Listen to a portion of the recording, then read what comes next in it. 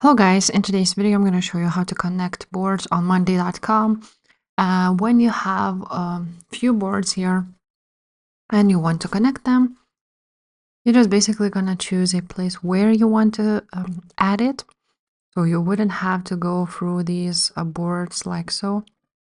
For example, I want to add it here.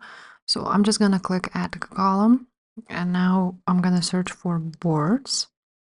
And as you can see, there are mirror and connect boards. So first, let's use connect boards and select the board. So for example, let's choose this option and click connect a board. You can also create a mirror column. So let's do it later. Now you're gonna just click the plus sign, and from the meetings board, you can choose which item you want to add here. So for example, you can add it like so. Again, here goes the same. Basically, that's how it works.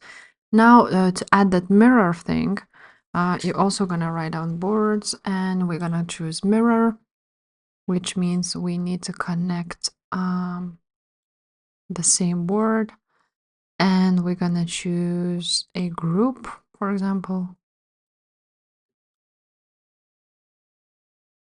like so.